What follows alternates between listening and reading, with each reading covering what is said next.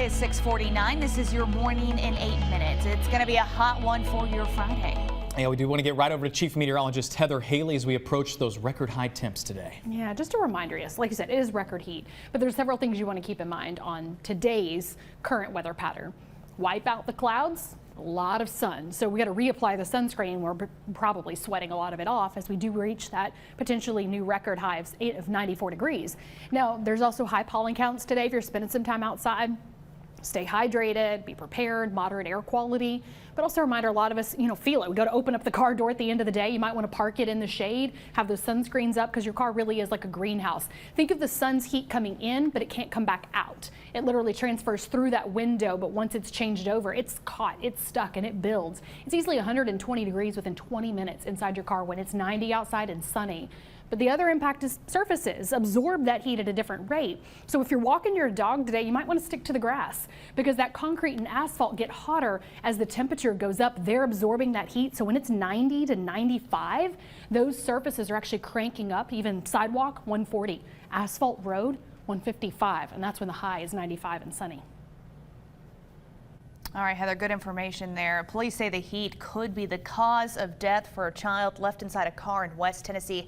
This happened at a daycare. Police say they rushed the toddler to a children's hospital where he later died. Early reports point to heat exhaustion as a cause of death, but that is not yet confirmed. Police detained one employee from the daycare on scene, but it's unclear if they will face charges. In Tennessee, it is legal to break a window if you see a child or pet distressed inside of a locked vehicle.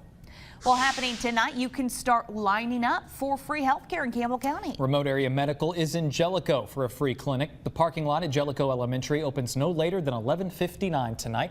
It's all first come, first served. Clinic doors open at 6 o'clock tomorrow morning. Face masks are required and you must undergo a COVID-19 screening before you enter the clinic. We've got all the information you need on the WVLT News app. Well, continuing coverage this morning, a sentencing date is now set for a man found guilty of convincing a Knoxville woman to kill herself. Prosecutors found Hayden Burkbile guilty of criminally negligent homicide. Investigators say he formed a relationship with the victim, and over the years, he made her do dangerous and demeaning acts. One night in 2019, Burkbile was video chatting with the woman. He then coerced her into loading a revolver and spinning it to play Russian roulette. He then convinced her to place the gun against her head and pull the trigger, which killed her. Burkbile could face up to 2 years for his actions. He will be sentenced on June 30th. Well, a 17-year-old is in custody this morning in connection to a deadly shooting on Middle Tennessee State's campus. Riverdale High School was using the college campus for their graduation ceremony. Shots were fired after the ceremony finished. 18-year-old Sonny Brewer Gant died in the shooting. Another person is in stable condition this morning. Police say the shooting started after a fight. And a celebration of life for a Maryville couple who died in the Bahamas is happening tomorrow afternoon. Mike and Robbie Phillips were found dead inside their resort hotel rooms earlier this month. Their deaths are being investigated. The public is invited to honor the family tomorrow at Foothills Church in Maryville. The service starts at 4 o'clock. We've got more information in the WVLT News app. And new details this morning. Doctors say the two children who were hospitalized after switching formulas are doing better. One child is preschool age, the other is a toddler. Doctors say their parents switched formulas because the regular kind was out. Their bodies could not tolerate the switch to a different kind. Both were hospitalized on Tuesday and were treated with IV fluids and nutritional support. Both children have been released. Doctors say parents should consult with their healthcare provider before switching to any type of formula. Meanwhile, more relief could be on the way for parents struggling to find that baby formula. Well, the head of the FDA told lawmakers a shuttered baby formula factory may resume production as early as next week. The shutdown of Abbott's nutrition plant in Michigan over safety concerns is really the major reason for the shortage nationwide. In October, the FDA received a whistleblower complaint alleging numerous safety violations at that plant, but it remained open until mid-February, leading to several recalls. After production resumes at the Michigan plant, Abbott says it will take about 2 months before we start seeing the formula in stores. Meanwhile, a federal bill that makes it easier for low-income families is headed to the president's desk. The measure is designed to make sure that families can continue to buy baby formula with WIC benefits, a federally funded food assistance program, during a public health emergency like this one.